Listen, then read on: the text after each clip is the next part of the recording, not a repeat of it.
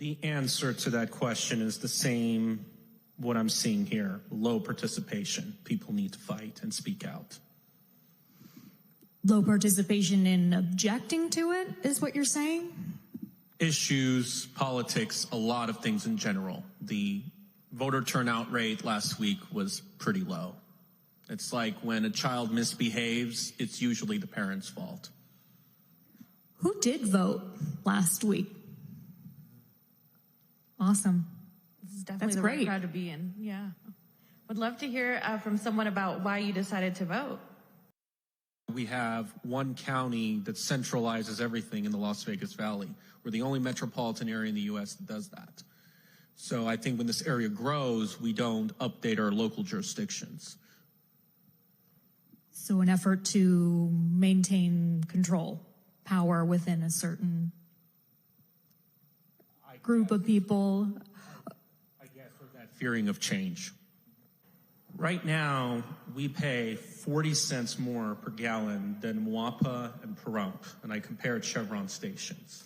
I think it's too much. And I think we have to realize that our urban planning policy is the problem. That is what's really, which I'll get to that a little later. But speaking of gas prices, yes, I do agree with the governor that we get a lot of our fuel from California. Costco is $1 more than here, and it's $1 less in New Mexico.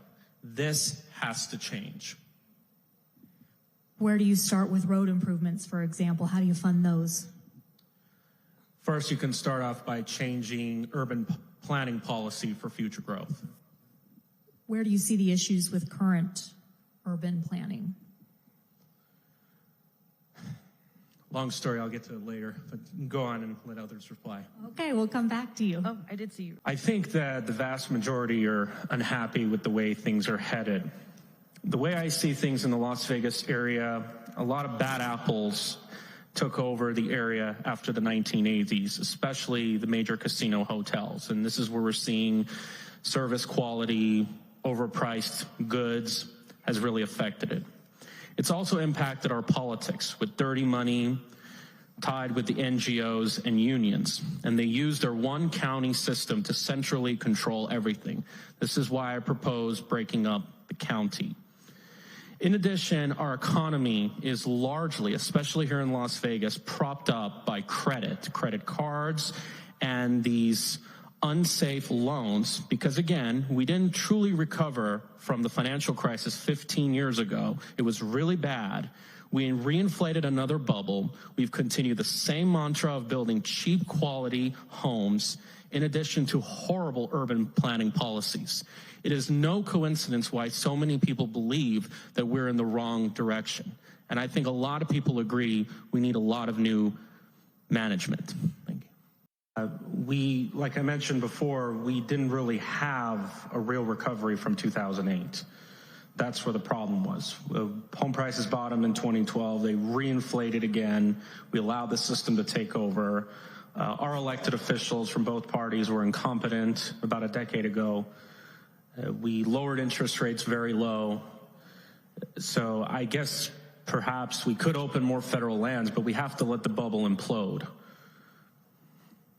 The Federal Reserve does operate independently, though, than the president. So how do you argue? I mean, maybe perhaps the president would bully the Federal Reserve into changing? They appoint the chairman. Something happened in the late 90s, and then in early 2000s, we lowered interest rates. We repealed the Glass-Steagall Act of 1999. Ever since that happened, we started to see all these bubbles. Before that, Vegas had very stable home prices. We built more homes than we did in the 90s than we did in the last 10 years. We had more population growth. And also, and Glass-Steagall was one of the reasons why, for instance, people supported Bernie Sanders in 2016. That's why I didn't like Hillary Clinton. And that's probably what led Trump the election in 2016, because they saw him as the less Wall Street candidate. So regulations do matter, and it pisses me off that it wasn't brought back in 2012. The RTC meeting last week, and I think the urban planning issue here is the worst concern living here in Las Vegas. In fact, it impacts a lot of issues such as gas prices, car insurance, housing, construction, the list goes on.